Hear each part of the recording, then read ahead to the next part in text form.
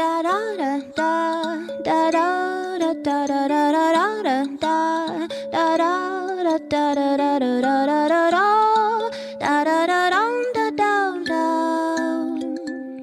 Bun găsit tuturor! Sunt Mihaela Dedeoglu și vă propun să începem programul de astăzi cu o vizită la Centrul Național al Dansului din București, unde se desfășoară cea de-a doua ediție a Academiei de Dans și Performance, un program intensiv de educație și formare în dansul contemporan, dedicat dansatorilor și producătorilor la început de drum. Un proiect care are ca misiune integrarea tinerilor artiști și producători în circuitul profesional european printr-o pregătire intensivă și de durată. Primul profesor invitat al Academiei se numește Lucas Vialfond. A absolvit conservatorul din Paris, a dansat la Opera Garnier, a performat pe multe scene din toată lumea și predă dansatorilor de top de la Școala de Dans și Balet a Operei Naționale din Paris, English National Ballet School, Théâtre de Bal, Baletul Preljocaj, dansatorii de la Bolșoi și diverse companii naționale din Africa de Sud, Austria, Belgia, Canada, Chile, Hong Kong, Israel, Tahiti sau Taiwan. Mă întâlnesc cu Lucas Vialfond la sala Stere Popescu a Centrului Național al Dansului București.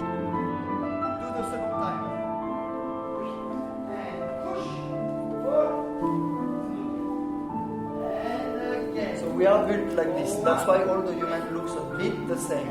But because Mother Nature is not perfect with everyone, that everyone doesn't have the same proportion. Yes? So what's funny too, it's like the size of your feet, it's exactly your size of your upper arm. It's very funny. So this number you find in everywhere in the body, inside the body and outside the body. You find it in vegetables. You find it in les choux, on appelle ça les choux. Un chou. Cabbage. Cabbage. Special cabbage, but you know the one with the peak like this. This one is golden number. In the coquille of a snail. Because if you take, look, golden number is very easy actually. Golden ratio, right? Je ne m'attendais pas du tout de voir que la chorégraphie et la danse soient liées aux mathématiques, à la géométrie, au règne animal et végétal, entre autres le chou Romanov. Je me demandais qu'est-ce que c'est cette pédagogie que vous enseignez en fait? Alors, ma pédagogie, c'est la mienne, mais je me base sur des principes fondamentaux du mouvement qui ont été développés par Rudolf Laban dans les années 20. Et c'était un Austro-Hongrois qui a beaucoup voyagé et qui, en s'inspirant de la nature et des travaux antérieurs de Dalcroze, Delsart et entre autres Platon, il a mis en théorie ce qu'était l'espace. Alors il a beaucoup pratiqué, il a beaucoup expérimenté avec son corps et avec des groupes de danseurs à Ascona en Suisse. Et il a développé une méthode aussi pour écrire le mouvement qui s'appelle la kinétographie. En français, c'est la cinétographie et en anglais, c'est la Laban Notation. Et donc, c'est un système de notation pour écrire le mouvement. Et en fait, pour pouvoir écrire un mouvement, il s'est posé plein de questions sur l'essence même du mouvement. Et en fait, il s'est rendu compte qu'il y avait des dimensions, des directions et qu'il a nommé tout ça. Et donc, tout ça existait depuis la nuit des temps, mais lui, il a juste vraiment nommé et il a écrit énormément de livres à propos de ça. Alors moi, je ne les ai pas tous lus, évidemment, mais c'est très, très, très, très compliqué. Moi, j'ai vraiment appris la base de la base. J'ai juste un petit goût de ce que ça peut être. Je suis en formation pour apprendre la notation aussi du mouvement, donc ça m'apporte aussi énormément au niveau du point de vue de l'analyse. Après, ce à quoi vous avez assisté, c'est un cours un peu théorique, parce que 3 heures de cours, c'est très long. Donc je fais un petit peu de théorie à la fin pour leur reposer l'esprit. Et ça leur permet d'avoir des outils pour eux en tant que danseurs quand ils regardent un cours, comment apprendre, parce que si on analyse le mouvement, c'est beaucoup plus facile de comprendre l'essence d'un mouvement. Et puis j'ai aussi des comédiens et des chorégraphes dans le cours. Donc pour les comédiens, ça leur permet aussi d'avoir un travail sur le corps différent d'un training d'un danseur qui n'est pas du tout la même façon d'aborder le mouvement. Et pour un chorégraphe, ça lui donne aussi beaucoup d'outils chorégraphiques, parce que ça lui donne beaucoup plus de palettes de couleurs pour pouvoir chercher des mouvements encore plus intéressants dans toutes les dimensions, dans toutes les directions. C'est pour moi, c'est de l'or, cette façon de penser que Laban a développée, parce que ça nous aide énormément pour tout, parce que ça relie la vie, quoi. Donc, c'est pour ça que je parle beaucoup de la vie. Quand est-ce que tout a commencé pour vous? Comment on devient danseur, chorégraphe? Alors, j'ai commencé déjà par être musicien, parce que j'étais flûtiste et ensuite un petit peu pianiste. Ensuite, j'ai fait un peu de gymnastique parce que en fait, je voulais être chef d'orchestre à la base. Donc, quand on y réfléchit bien, le chef d'orchestre, il y a le mouvement et la musique. Et puis finalement, je me suis rendu compte que chef d'orchestre, c'était quand même très compliqué parce qu'il y avait énormément d'études à faire par rapport à la musique et j'étais pas aussi bon que ça en musique. J'étais bon, mais pas au point de devenir chef d'orchestre. Et quand je faisais de la gymnastique, il me manquait la musique. Et quand je faisais de la musique, il me manquait le mouvement. Et un jour, j'ai vu un spectacle de danse avec ma mère le jour de la fête de la musique. Il y avait un spectacle de danse et il y avait 2 garçons dans le groupe. Et je me suis dit, ah, mais s'il y a des garçons, c'est pas que pour les filles. Et comme je viens d'un tout petit village en Bretagne, qu'il y ait 2 garçons dans le même cours de danse, pour moi, c'était tout de suite pour tout le monde. Parce que j'avais jamais fait de danse avant, donc j'avais pas d'idée préconçue. En plus, c'était du jazz, donc c'était pas de la danse classique. Donc pour moi, c'était une porte ouverte, grande ouverte. Donc j'ai rejoint ce groupe-là de jazz. Et puis au bout de quelques années, la prof de classique m'a dit qu'il fallait que je fasse du classique si je voulais devenir danseur. Alors bon, j'ai fait du classique un peu. Au début, je voulais pas trop. Et puis finalement, je suis tombé amoureux de ce qu'est la danse classique, qui est la symétrie, la beauté du geste, certaines formes qui pour moi étaient belles. Et puis donc ça m'a beaucoup nourri. Et puis cette prof-là de classique m'a formé pour rentrer au Conservatoire national supérieur de musique et de danse de Paris. Et puis je suis rentré. On était 300 ou 400 à se présenter, on était 12 à être pris. Et donc je suis rentré au conservatoire, j'ai fait toutes mes classes, donc j'ai passé 5 ans. Et puis quand j'étais en 3e année, j'ai rencontré Pina Bausch au Théâtre de la Ville. Et là, je suis tombé amoureux de son travail. Et j'ai eu la chance de rencontrer certains de ses danseurs comme Dominique Mercier et Malou Hérodo, qui sont 2 grands danseurs de la compagnie, qui m'ont invité en Allemagne. Donc je suis allé prendre des cours avec la compagnie. Et puis je suis tombé encore plus amoureux de son travail. Et à la fin de mes études à Paris, j'ai décidé que je voulais intégrer l'école allemande pour apprendre vraiment le travail allemand que je n'avais pas forcément eu à Paris. Et donc j'ai passé 3 ans en Allemagne. Et puis après, il était temps de danser, donc je me suis mis à danser. Donc je suis rentré dans des compagnies. J'ai dansé dans plusieurs projets. Et ce qui est pour moi le plus intéressant, c'est que quand je suis arrivé en Allemagne, une amie à moi qui avait quitté le Conservatoire de Paris était rentrée chez Prel-Jocage et m'a demandé de venir donner des cours à la compagnie. Et j'avais jamais donné de cours, donc je me suis lancé. J'ai donné mes premiers cours, sauf que c'était une création pour les danseurs du ballet Prel-Jocage et les danseurs du Bolchoï. Donc mes tout premiers cours de danse ont été faits pour l'une des plus grandes compagnies de France et le Bolchoï, qui est quand même une très très grande compagnie classique. Et très différente donc. Et très différente, mais comme la création était de Prel-Jocage, ils avaient un training quand même contemporain, les 2 ensemble. Et donc j'ai eu très peur, mais je l'ai fait. Et puis en fait, j'ai toujours enseigné au fur et à mesure de ma danse. Et je pense que tout le monde devrait enseigner un petit peu au fur et à mesure qu'il danse, parce que ça permet de se poser aussi des questions sur soi en tant que danseur, et ça nous permet de devenir de meilleurs danseurs, parce qu'on corrige souvent chez les élèves ce qui ne va pas chez nous. Donc du coup, on se corrige un peu, c'est un peu égoïste au début, mais après on découvre vraiment la pédagogie. Et puis donc j'ai beaucoup dansé, beaucoup de Cunningham, notamment au CNDC d'Angers, avec comme directeur Robert Swinston, qui était un très grand danseur de Cunningham. Et puis finalement, j'aime beaucoup l'enseignement. Et puis un jour, j'étais en tournée à New York et l'école de l'Opéra de Paris m'a appelé pour donner des masterclass à l'école de danse. Donc je suis devenu prof pendant 3 ans et demi à l'école de danse de l'Opéra. Et puis partout où j'allais, les gens me proposaient des cours. Donc j'ai été invité un peu partout régulièrement, dans le monde entier. En fait, j'ai fait tous les continents. J'ai pas fait tous les pays encore, mais j'ai fait tous les continents. Et c'est ma première fois en Roumanie, donc j'étais très heureux d'avoir cette opportunité de venir ici. Et puis voilà, en fait, tout s'est fait au fur et à mesure. Et puis les chorégraphies, c'est quand on me demande. Oui, mais vous avez fait aussi de la création. Alors j'ai fait de la création pour certaines écoles, comme l'école de danse contemporaine de Montréal. J'ai fait des créations pour le ministère de la Culture française, pour l'examen d'aptitude technique, pour les élèves en fin de conservatoire. Mais c'est pas, selon la tradition allemande, enfin les grands chorégraphes allemands comme Marie Wigman, Pina Bausch ou Jean Sébron qui était français mais qui a travaillé là-bas, ou Susanne Linke, ils faisaient beaucoup à une certaine époque que des solos. donc des solos pour eux principalement. Et donc moi j'ai été un peu baigné aussi dans cette manière de faire que des solos, donc je suis pas forcément très bon pour faire des chorégraphies de groupe, mais ça m'intéresse de plus en plus. Et sinon je fais que des solos, donc là vous avez assisté à un petit solo que j'avais créé, donc je transmets des solos que j'ai fait pour moi. Et voilà, mais j'aime beaucoup créer, mais one-to-one, parce que je trouve que la relation qu'on a à deux dans un studio est très particulière, parce qu'on est vraiment, comme disait, je crois que c'est Béjart qui disait ça, de corps à corps et de cœur à cœur.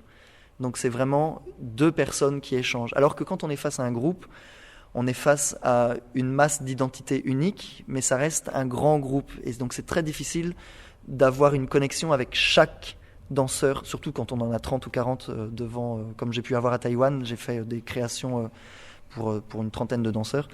C'était assez difficile, dans un temps assez court, d'avoir accès à chaque danseur et d'avoir une vraie relation avec chaque danseur et d'être sûr que chaque danseur ait compris exactement l'idée de la pièce. Enfin, c'est pour moi beaucoup plus difficile de travailler avec un grand groupe dans la chorégraphie. Mais dans le cours, ça ne me dérange pas du tout. Qu'est-ce qui est le plus important pour un danseur ? Alors ça, c'est une très grande question. Ça, je crois que les réponses changent au fur et à mesure de mon âge. Au tout début, j'aurais dit la technique, parce que il faut quand même savoir se servir de son corps pour pouvoir s'exprimer. On m'a posé la question hier et j'ai répondu quelque chose à dire. Je pense que quand un danseur a quelque chose à dire et qu'il a une profonde envie de s'exprimer à travers le corps, la danse naît naturellement, même sans technique. C'est-à-dire que c'est un peu le langage corporel que tout le monde a finalement. Laban disait tout le monde est danseur. On a tous un corps qui peut s'exprimer. On n'a pas tous la technique pour faire des mouvements pour exprimer telle ou telle émotion, mais tout le monde peut exprimer quelque chose avec son corps.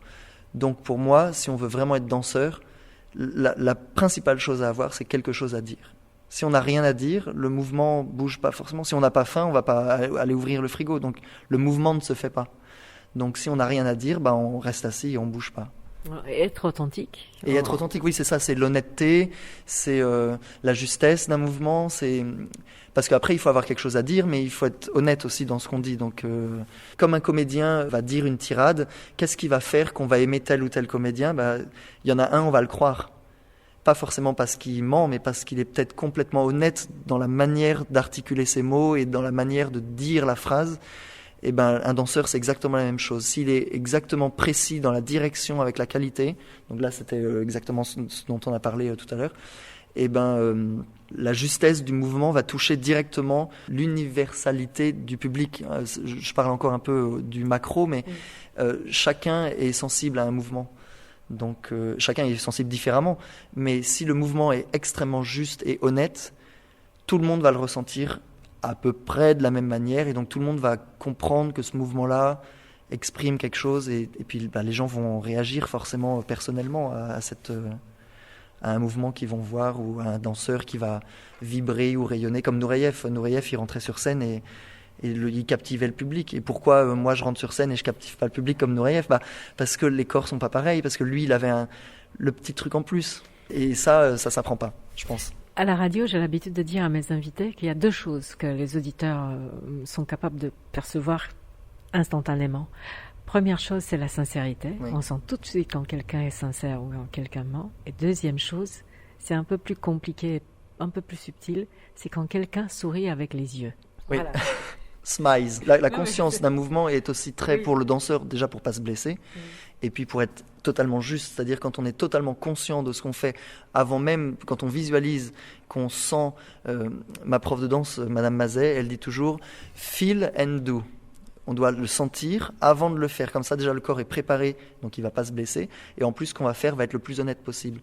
Après, à la radio, ce que je pense qui est difficile, c'est qu'on est tellement dans une société où l'apparence est importante avec les yeux, qu'une fois qu'on perd les yeux, on est obligé de découvrir tous ces autres sens, en l'occurrence à la radio, l'ouïe. Alors évidemment qu'on utilise l'ouïe tous les jours, surtout en danse aussi, mais principalement, c'est l'œil qui reçoit tout aujourd'hui. C'est-à-dire que sans les yeux, c'est très difficile dans le monde d'aujourd'hui de se déplacer ou de faire plein de choses. Comment vous faites pour vous adapter à toutes ces différentes ensembles avec lesquels vous travaillez en général? Parce qu'il y a des écoles différentes, styles de danse différentes, différents niveaux. Et différentes cultures. Et différentes cultures aussi. Bon, déjà, j'essaye de parler anglais le plus souvent parce que quand je vais à Hong Kong, à Taïwan ou au Chili, bah, l'anglais, tout le monde le comprend. Après, tout le monde n'a pas forcément un bon... Même moi, j'ai pas forcément un bon niveau d'anglais, mais j'arrive à me faire comprendre. Après, encore une fois, la chose la plus universelle du monde, c'est le mouvement. C'est-à-dire que tout le monde a le corps qu'il a. Et tout le monde a une connaissance de son corps minimum. C'est-à-dire que pour prendre un verre, on sait qu'on va tendre, on va serrer la main et on sait quelle tension on va mettre dans sa main pour tenir le verre. Donc tout le monde a déjà ça.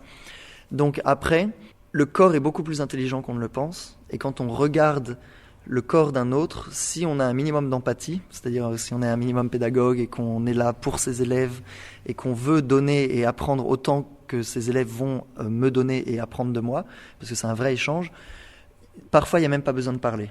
C'est-à-dire que je montre un exercice et ils regardent et ils le refont et je les corrige, mais presque sans utiliser les mots.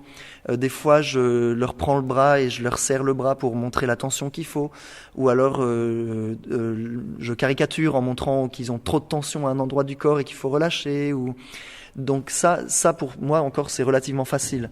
Le plus difficile, c'est l'adaptation à la culture. Parce que moi je suis français et j'ai une certaine culture française et à chaque fois que j'arrive dans un pays, et je l'ai fait là d'ailleurs dans le taxi en arrivant de l'aéroport, j'ai demandé à Anna qui est venue me chercher dans le taxi, est-ce qu'il y a des choses que je ne dois pas faire et est-ce qu'il y a des choses que je dois faire?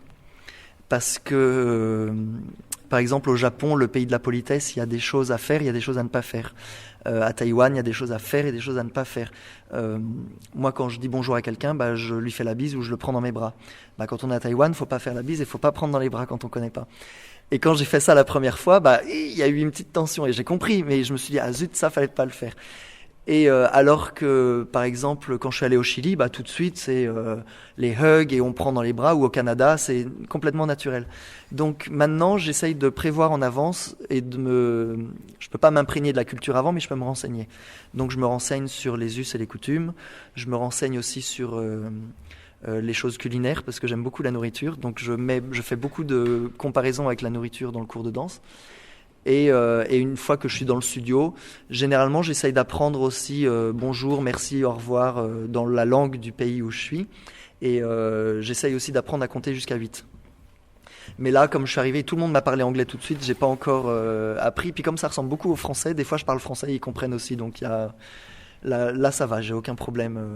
Comment vous faites pour, j'allais dire, charger vos batteries intellectuellement? Moi, déjà, à la base, je suis musicien, donc j'ai beaucoup étudié la musique avec ma mère qui était aussi pianiste. Donc j'ai eu, depuis que je suis bébé, j'ai eu de la musique à la maison.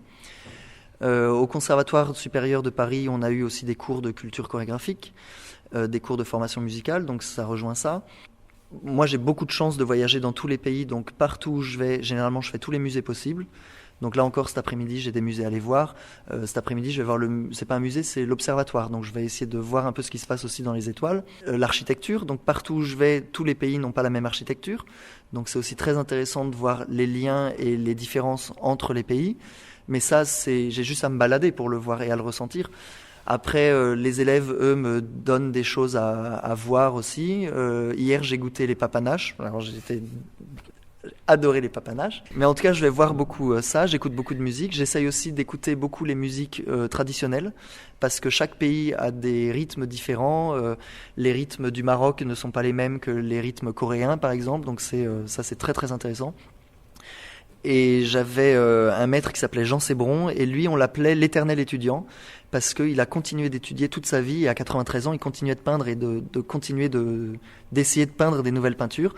Donc moi, je me garde le cerveau un peu alerte en continuant d'étudier tout le temps. Donc là, j'ai appris, pendant le Covid, quand on était un peu enfermé, j'ai appris la langue des signes. Là, je suis en formation pour apprendre la notation du mouvement. Peut-être qu'une fois que j'aurai appris ça, je vais apprendre je sais pas, peut-être le roumain ou l'italien ou l'espagnol parce que tant qu'on garde l'esprit actif, on est dans une démarche de création permanente et comme moi je suis artiste, un artiste doit toujours recréer, créer et recréer. Mais recréer toujours, même si on recrée quelque chose qui a déjà été fait, de le recréer avec notre corps d'aujourd'hui, qui n'est pas le même de celui d'il y a 5 secondes ou d'il y a 3 jours. Et si je recrée quelque chose qui a été créé en 1900, eh ben, quelle place ça a aujourd'hui en 2022? Donc peut-être le recréer légèrement différemment ou le recréer exactement à l'identique pour que ça soit une espèce de pièce de musée pour montrer ce qu'était avant. Donc il y a aucun problème à remonter une pièce comme elle a été faite à l'époque. Mais les corps sont différents, donc forcément ça change parce que les corps sont différents de 1900. Donc il y aura forcément une modernité dans ce qu'on est en train de recréer. La création et la recréation est toujours moderne, elle est toujours contemporaine. Parce que c'est toujours sur le moment, on ne peut jamais répéter 2 fois le même mouvement, parce que le temps passe et qu'on ne peut jamais revenir en arrière. Donc il y a ça, et puis après, je pense qu'être émerveillé par tout ce qu'on voit tous les jours, tout simplement, le temps passe, la nature passe, donc ça me nourrit d'une certaine manière, et j'expliquerai un mouvement en été pas de la même manière qu'un mouvement en hiver. Je ne prendrai pas les mêmes images. Quoique hier, j'ai parlé d'une qualité d'un flocon de neige. Bon, il n'y avait pas de flocon de neige, mais je pense que pendant l'hiver, je pourrais dire, imaginez la glace qu'ils font au soleil. Ou toujours avoir des images qui reviennent, des nouvelles images, parce que chaque élève que j'ai devant moi est unique. Chaque élève a son histoire. Et que si je parle à quelqu'un en disant imagine tu fais du ski et l'idée que tu as du ski et qu'il n'a jamais fait de ski, eh ben, je dois trouver une nouvelle image pour que lui comprenne ce que l'autre à côté a compris. Donc moi, ça me force en tant que pédagogue à avoir une palette d'images permanente et d'en créer quand celle que j'ai déjà ne fonctionne pas, de continuer d'en créer et de toujours m'adapter à l'élève. Parce que l'élève fait l'effort de s'adapter à moi, parce que moi je suis unique pour 15 élèves que j'ai devant les yeux. Donc moi je dois aussi faire l'effort de m'adapter à chaque élève que j'ai devant moi, parce que chaque élève est unique. Donc il faut que chaque élève puisse avoir accès au maximum de son potentiel. Et ça passe à travers le travail, les images, la nourriture intellectuelle. Là je leur donne des cours théoriques pour leur faire fonctionner aussi le cerveau et pas seulement le corps. Mais je vais aussi leur donner des choses à voir, des vidéos, des pièces. Il y a un danseur tout à l'heure qui m'a demandé quelle musique c'était que j'avais utilisée, donc comme ça il va pouvoir aller écouter la musique originale. Peut-être que ça va lui donner des liens pour aller voir d'autres musiques de ce même compositeur, et puis peut-être qu'il va trouver une musique pour faire une pièce, puis on ne sait pas, peut-être que dans 10 ans il aura créé une pièce magnifique sur cette pièce. Tout va ricocheter comme ça, rebondir. Donc c'est ça qui pour moi est aussi fantastique, c'est qu'une idée rebondit aussi, donc c'est pour ça que je réponds peut-être pas trop à la question, c'est qu'à chaque fois qu'on me pose une question, je rebondis sur une autre question, et puis ça me fait penser à autre chose, et puis des fois je m'éloigne très loin du sujet. Je vous ai posé la question, qu'est-ce que c'est un bon danseur, mais qu'est-ce que c'est un bon pédagogue? Vous faites des cours non seulement pour les danseurs, mais aussi pour les accompagnateurs, et c'est un corps de métier dont on parle pratiquement jamais. Alors on n'en parle pas souvent parce que quand on parle d'un cours de danse, on parle du danse-mouvement, mais on ne parle jamais de la relation à la musique. Sauf que moi je suis musicien et j'ai eu la chance d'accompagner beaucoup de cours, dont à l'Opéra de Paris avec ma pianiste Gaëlle Sadone qui était absolument magnifique. Et j'essaye toujours de créer ce que moi j'appelle le triangle, mais plein d'autres l'appellent le triangle, élève, prof, pianiste. Parce que quand on a la chance d'avoir un pianiste live dans le cours, on ne peut pas l'ignorer, c'est une personne humaine qui est avec un cœur et qui joue aussi avec son cœur et son corps. Et il fait aussi du mouvement. Donc finalement, une partition musicale, c'est une notation du mouvement. C'est-à-dire qu'il va donner le mouvement de la main au pianiste ou le mouvement des lèvres au flûtiste. Donc c'est pour ça que pour moi, le mouvement est l'art premier au monde, parce que tout découle du mouvement. Sans mouvement, c'est la mort. Donc tout découle du mouvement. Donc le pianiste, pour moi, fait autant partie dans le cours. Il est aussi important que moi et il est aussi important que les élèves. On est tous au même niveau. Donc déjà, j'essaye de créer le lien entre les élèves et le pianiste, parce que souvent les élèves pensent qu'au mouvement et ils oublient un petit peu la musique. Et j'ai eu la chance d'avoir accès à une prof qui m'a demandé de donner cours. C'était plus des interventions d'ailleurs, c'était pas des cours, des interventions avec des pianistes. C'était pour former des pianistes à la danse. Parce que dans mon cours, moi j'utilise beaucoup des chiffres impairs. Alors je fais les 5, les 9, les 11. Alors qu'en cours de danse, généralement, on fait 1, 2, 3, 4, 5, 6, 7, 8. 1, 2, 3, 4, 5, 6, 7, 8. Et que quand moi je donne un cours et que d'un coup je demande un 9, et que le pianiste n'a jamais travaillé le 9, c'est un peu difficile. Et comme moi je fais beaucoup d'exercices comme ça, j'avais fait quelques interventions sur les chiffres impairs. Et puis voilà, c'était très très intéressant. J'ai fait ça que quelques fois, mais c'était très intéressant pour moi. Mais le pianiste pour moi, ou le percussionniste, parce que des fois on a percussionniste, un jour j'ai eu un guitariste, et je sais que j'ai eu aussi une fois un violoncelliste. Et même à l'opéra, il y a un pianiste violoncelliste qui joue en même temps du violoncelle et du piano. Non seulement c'est possible, mais il le fait très bien. Et au conservatoire, on a les pianistes qui jouent aussi de la percussion. C'est fantastique. Et alors, ça donne une dimension au cours qui est d'un coup magique, parce que les élèves d'un coup ne s'attendent pas à ça. Et d'un coup, il y a un accord de piano et un violoncelle qui arrive. Et quand ils regardent le pianiste, il est tout seul. Et pourtant, il y a deux qualités de son, il y a deux sons différents. Il y a le son du piano et le son du violoncelle. Et ça donne une dimension au cours. Il n'a jamais joué pour moi, mais bon, peut-être qu'un jour. Mais c'est très très intéressant. Alors, un bon pédagogue. Alors, c'est aussi une question très difficile, parce que chacun a sa vision de la pédagogie par rapport à sa vision de la danse. Pour moi, le danseur, c'est comme un peintre. C'est comme un peintre. Et moi, en tant que pédagogue, je suis le prof du peintre. Donc je dois lui apporter les 3 couleurs primaires. Bon, en ce qui nous concerne en danse, on a 8 qualités de mouvement de base. Dans ce que moi j'enseigne, on en a 8. Mais si je compare au peintre, moi j'apporte aux élèves les 3 couleurs primaires qu'on peut mélanger à l'infini et qui peuvent donner toutes les couleurs possibles. Mais je dois leur expliquer comment ces 3 couleurs fonctionnent à la base et comment les mélanger et comment doser, comme un cuisinier va mettre du sel ou du sucre pareil. Sauf qu'on n'a pas que les 3 couleurs, on a aussi les pinceaux. Mais on a 50 000 pinceaux différents, parce que un sculpteur, lui, va travailler avec ses mains, mais un peintre va travailler avec un petit pinceau, mais un peintre en bâtiment va travailler avec un gros pinceau. Et puis on a des pinceaux avec des poils différents, des poils synthétiques, des poils d'animaux, des plus ou moins longs, plus ou moins doux. Donc tout ça, c'est des qualités de mouvement qui existent.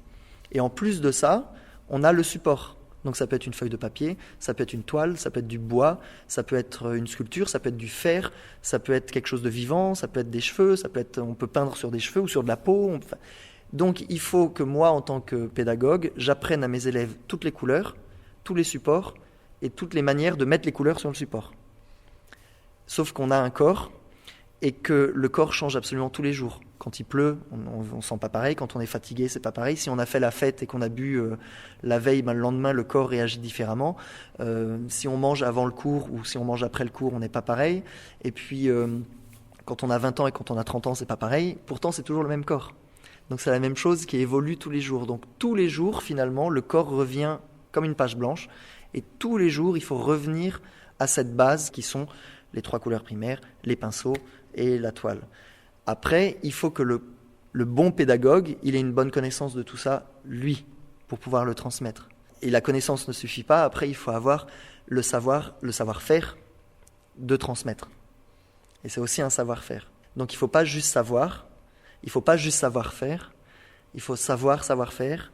C'est comme un bon cuisinier. Il faut que lui, il ait un bon palais et qu'en plus, il sache bien cuisiner tous les aliments et ensuite dire et donner surtout la passion. Pour moi, le plus important, c'est ne pas dégoûter l'élève de la danse. Et c'est pour ça que je remercierai toujours ma prof qui m'a formé pour le conservatoire, Régine Coste, parce qu'elle m'a formé très rapidement à la danse classique, mais elle aurait pu me dégoûter de la danse, mais elle ne l'a pas fait. Et c'est une chose qui est tout le temps restée en moi, et j'ai jamais eu un prof de danse qui m'a dégoûté de la danse. Enfin, j'en ai eu 2 et je suis vite parti du cours. Donc j'ai jamais été confronté à ça. Et quand j'enseigne, j'ai toujours très peur d'aller dans un nouveau pays, parce que je me demande toujours comment les élèves vont réagir, parce que peut-être qu'ils vont pas aimer, peut-être qu'ils vont aimer, et puis c'est le gros stress à chaque fois en me disant est-ce que je vais pas les dégoûter de la danse ? Pour moi, c'est le plus important, qu'ils sortent du cours en ayant pris du plaisir, en ayant appris quelque chose et en ayant envie de continuer. Mais j'imagine que vous posez aussi la question qui ont eu comme prof avant. Voilà, mais alors ça, moi, je peux rien y faire. Donc moi, je les ai dans le cours, ils ont un niveau et je les prends à ce niveau-là.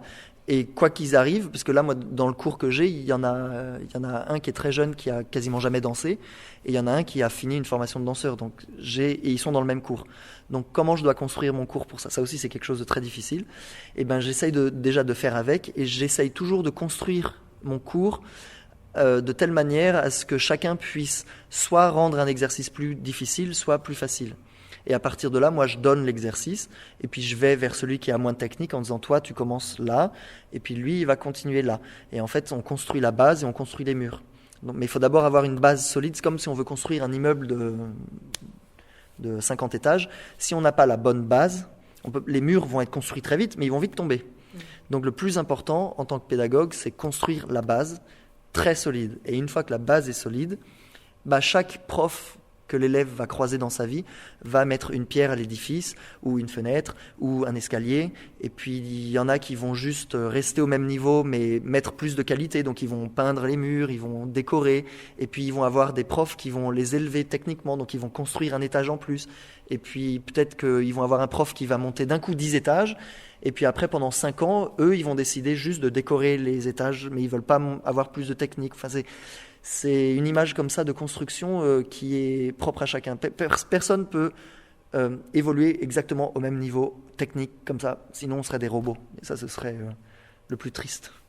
Qu'est-ce qui vous fait rêver ? Il y a plusieurs rêves qui sont un peu antinomiques. Le premier, c'est d'être prof dans un endroit fixe.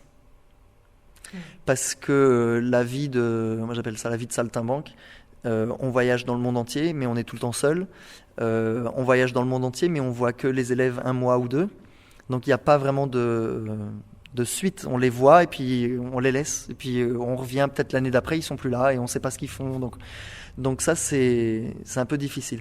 Après l'autre rêve, c'est de continuer de voyager absolument partout et de continuer.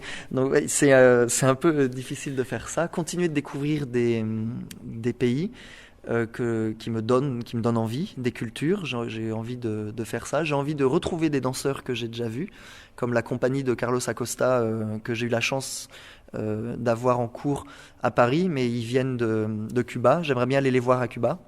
J'aimerais bien avoir une compagnie, une grande compagnie, une vingtaine de danseurs et de créer avec eux.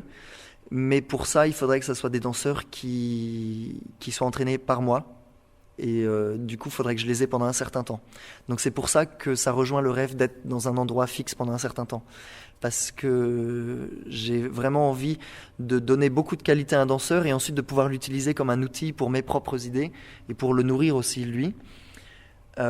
J'aimerais pouvoir parler plusieurs langues couramment, mais ça prend aussi beaucoup de temps. J'aimerais beaucoup ne pas vieillir et être plus jeune. Mais dans ma tête, j'ai 20 ans, donc ça va. Mais le corps, parfois, a du mal à suivre. J'aimerais ne pas avoir de maladie, mais ça rejoint aussi mon envie de transmettre beaucoup parce que dans notre famille, on a une maladie génétique et je ne sais pas si je l'ai. Et c'est une maladie qui attaque les muscles et qui va m'empêcher de bouger. Et je ne veux pas faire le test pour savoir si je l'ai ou pas parce que je ne veux pas que ça joue sur ma danse. Donc je danse, c'est pour ça que j'ai une urgence dans tout ce que je fais et on me le reproche énormément. Parce que je veux que les choses aillent vite, parce que je ne sais pas encore combien de temps j'ai. Alors évidemment, tout le monde va mourir à un moment ou à un autre, mais le fait d'être danseur et de ne plus pouvoir bouger beaucoup plus tôt que la majorité des gens, c'est une épée de Damoclès au-dessus de la tête. Et donc, c'est pour ça que dans mon cours, même dans le cours, si vous étiez venu au début du cours, je vais vite. Parce qu'il faut, pour moi, là c'est très égoïste, il faut que ça aille vite, pour pouvoir en profiter un maximum avant que ça s'arrête. Et comme je ne sais pas quand ça va s'arrêter, ça peut s'arrêter à 50 ans comme ça peut s'arrêter à 80 ans. Je ne sais pas. Et je ne veux pas savoir. Et comme je ne veux pas savoir, je fonce. Eh ben moi, je vous remercie pour votre grande sincérité. Merci à vous d'être venu voir le cours et d'avoir assisté un petit peu à la fin du cours, parce que parfois les gens arrivent et puis ils regardent pas, ils posent 3 questions et ils s'en vont, alors que vous êtes restés longtemps, donc ça m'a fait plaisir de partager la danse avec vous. L-am ascultat pe Luca Vialfon, primul profesor invitat al Academiei de Dans și Performance, un proiect al Centrului Național al Dansului. Mai multe detalii despre acest program găsiți pe site-ul cndb.ro. După ora 12, vizităm o expoziție la Art Hub și o întâlnim pe Doina Ruști, al cărei roman Zogru tocmai a fost tradus în limba franceză.